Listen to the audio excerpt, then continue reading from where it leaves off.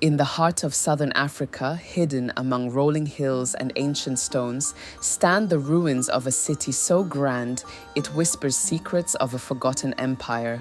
Massive walls curve like the arms of giants, built without mortar, defying time itself. Who were the people who raised these stones? What drove them from humble beginnings to create something that still baffles the world today?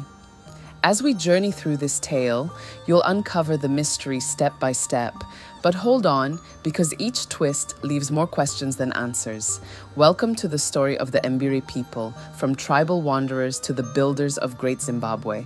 But what hidden force guided them? Let's begin, and see if you can guess before the end. The whispering grasses of Guruswa. Long ago, in a land of endless tall grasses that swayed like waves under the African sun, lived a people known as the Mbire. This place was called Guruswa, meaning long grass, far to the north where lakes sparkled like jewels and wild animals roamed free. The Mbire were strong and clever, descendants of the great ancestor Mbire, a wise elder whose name meant the one who remembers.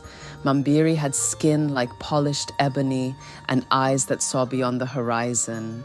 He taught his people to hunt with spears carved from ironwood, to farm millet and sorghum in the fertile soil, and to honor the spirits of their ancestors.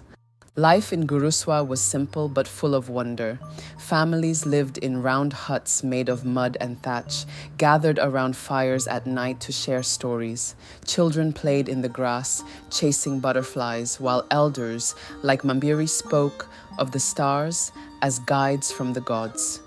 The Mbire believed in Mwari, the high god who created all things, and in Mondoro, the lion spirits that protected their clans. Mbire's son, Tovera, was a dreamer with a heart full of fire. He would climb hills to watch the sunrise, wondering if there was more to life than the endless cycle of seasons. But peace in Guruswa hid a growing shadow. Droughts came more often, drying the rivers and scorching the fields. Wild beasts grew bold, attacking villages. Whispers spread among the people. Was Mwari angry, or was it time to seek a new home? One night, under a full moon, Mbire gathered the clan elders around a sacred fire. He threw bones into the flames and read the signs. "The spirits call us south," he said, his voice deep like thunder. "A land of hills and gold awaits, but the journey will test our souls." The people murmured in fear and excitement. Tovera stepped forward, his eyes shining. "Father, I will lead us if you guide me." As the first rays of dawn broke, the Mbire packed their belongings, spears, pots, seeds, and sacred charms. They formed a long line, singing songs of farewell to Guruswa. But as they vanished into the horizon, a strange eagle circled overhead, its cry echoing like a warning. What did it mean? Would the spirits bless their path, or had they awakened an ancient curse? The answer lay ahead in the unknown lands beyond the Great River. The trials of the Great Migration. The Mbire's journey south was no easy walk. Led by Tovera, now a strong young man with a beard like his father's, they crossed vast plains where the sun beat down like a hammer. Thirst clawed at their throats as they searched for water holes. At night, hyenas laughed in the darkness, and lions stalked the edges of their camps. But the people held together, sharing what little food they had: dried meat, wild berries, and roots dug from the earth. One hero rose among them, Murenga Sororenzu, Tovera's son, whose name meant the elephant-headed warrior. Murenga was tall and broad, with strength like a bull elephant. Legends say he was born under a baobab tree during a storm, and the spirits gave him visions. He carried a mighty axe and wore a necklace of lion teeth. "Unity is our shield," Murenga would say, rallying the tired travelers. "We are Mbire, one blood, one heart." The people followed him, for he seemed touched by the ancestors. But trials tested their bond. They reached the mighty Zambezi River, its waters roaring like a beast. Crocodiles lurked in the foam, and floods had washed away safe crossings. "How will we pass?" cried the elders. Murenga prayed to Mwari, and in a dream the spirit of Mbire appeared. "Build rafts from reeds," the vision whispered, "but beware the river's anger." The Mbire worked day and night, tying bundles of grass and wood. As they launched into the current, waves crashed over them. One raft flipped, sending screams into the air. Murenga dove in, saving children with his powerful arms. They made it to the other side, but not without loss. Several warriors vanished into the depths. South of the Zambezi, around the year 1000 AD, they entered a land of rolling hills and fertile valleys, later called Zimbabwe, meaning houses of stone. Here the soil was rich and gold glinted in the streams. But other tribes lived there. The Gokomera people, ancient Bantu folk who had settled centuries before. Clashes erupted over water and hunting grounds. Murenga led raids, his axe flashing in battle. "This land is ours by the spirit's will," he declared. Through cunning and courage, the Mbire formed alliances, marrying into local clans and sharing knowledge. Yet as they built their first villages, strange signs appeared. Dreams haunted the people, visions of towering walls and a city that touched the sky. Murenga saw an elephant spirit in his sleep, trumpeting a prophecy: from lineage to empire, but only if ambition burns bright. What did it mean? The Mbire celebrated their survival, feasting on roasted game, but unease lingered. A rival chief from the north sent spies, plotting to drive them out. Would unity hold, or would betrayal shatter their dreams? The night before a great council, thunder rumbled like a promise of storm. Forging identity in the new land. In the lush valleys of Zimbabwe, the Mbire people put down roots. They cleared fields for crops, built sturdy huts, and raised cattle that grazed on sweet grass. Clans grew from Mambire's line, the Vahera from the brave hunters, the Mazezuru from the wise farmers. Mbiru, a descendant of Murenga, became a key figure, a chief with 3 children, Nechavava, Dukuta, and Masarirambi. Nechavava was clever and quick, Dukuta strong and just, Masarirambi kind and nurturing. They represented the heart of Mbire identity, origins tied to Guruswa, survival through hardship, and a shared spirit. Oral traditions kept their history alive. Around fires, storytellers spoke of Guruswa's tall grasses, where life began. "We are children of the long grass," they said, carried south by the winds of fate. Spiritual leaders called Nanga communed with ancestors. They used herbs and bones to heal the sick and predict rains. One famous Nanga Chaminuka was said to speak with lions and foresee battles. "Our identity is in our blood," Chaminuka taught. "Forget Guruswa and we lose ourselves." But challenges to their unity arose.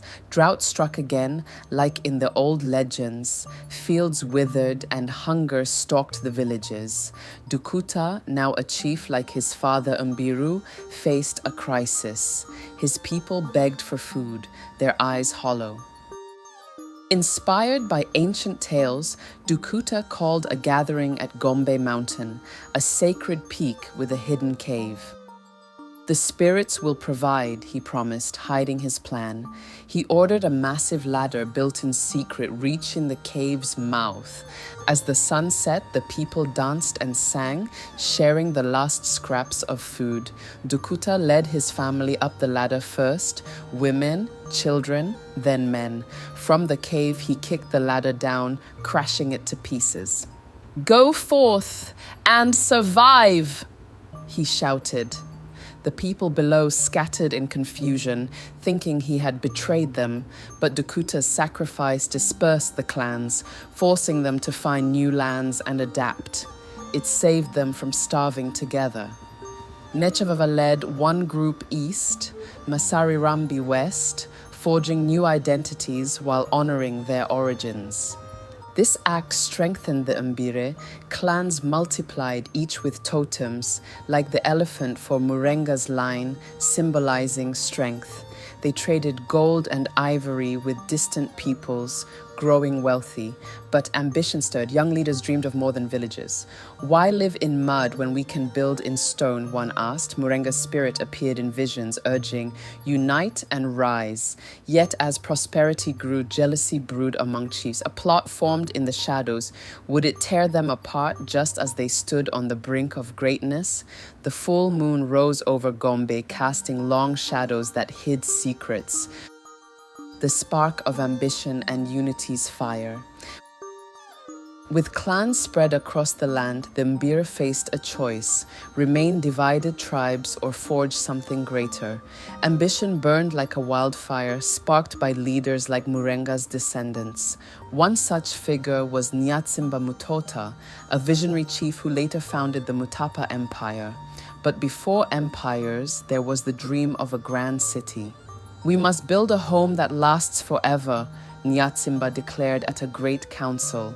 "Stone walls to protect our people, towers to honor our ancestors." Unity was key. Clans came together, sharing skills. The Karanga dialect group, known for their craftsmanship, led the way. They had learned from local Gokomere folk how to shape stone without tools, fitting rock so tight not even a knife blade could slip between. Women carried water and clay, men quarried granite from hills, children learned songs of labor. Stone by stone we rise as one. But building tested their survival instincts. Elephants trampled work sites, rains washed away foundations. Spiritual personalities like Nehanda, a medium said to channel ancient queens, guided them. Mwari favors the ambitious, Nehanda prophesied, her voice echoing in trances. But greed will doom you. Her warnings kept egos in check, reminding them of origins in Guruswa, humble wanderers who survived through togetherness. As walls rose, so did wonders. They created enclosures for kings, granaries for food, and hilltop fortresses. Gold from rivers adorned chiefs' staffs. Trade boomed with Arabs and Swahili merchants, bringing cloth and beads. The Mbire's identity evolved. No longer just survivors, but architects of destiny. Yet, ambition bred rivals. A jealous clan from the north raided, stealing tools and slaves. "They want our secrets," Nyatsimba warned. In a fierce battle, Murenga's spirit seemed to aid them. Warriors claimed to see an elephant charge the enemy. Victory united them further, but a mystery deepened. Workers found ancient carvings in the stone, symbols of birds and elephants, hinting at lost knowledge from Guruswa. What power do they hold, the people wondered. Nehanda smiled enigmatically. As the first great wall stood tall, a storm gathered on the horizon. Lightning flashed, revealing a shadowy figure watching from afar. Friend or foe? The builders paused, hearts pounding, little knowing the empire's true test was coming. The rise of Great Zimbabwe, architecture of dreams. By the 11th century, the Mbire's ambition flowered into Great Zimbabwe, the houses of stone. This was no ordinary village. It sprawled over hills with walls 11 meters high and 5 meters thick, curving like a serpent. The great enclosure, a massive oval, housed the king and his court. Conical towers pierced the sky, symbols of fertility and power. No mortar held the stones. Skilled hands fitted them perfectly, a testament to Shona ingenuity. Leaders like the Mambo king ruled with wisdom, advised by Nanga. Architecture became their legacy. Dry stone walls resisted earthquakes, enclosures protected against invaders. Unity shone in every block. Clans from Vahera to Mazuzuru labored side by side. "This is our empire," the Mambo proclaimed, standing atop the hill complex. From there, one could see valleys teeming with life, farms yielding bountiful harvests, herds of cattle, artisans crafting soapstone birds as offerings to Mwari. Myths wove into the stones. Legends spoke of the Zimbabwe bird, a soapstone eagle that guarded the city, inspired by real birds nesting on cliffs.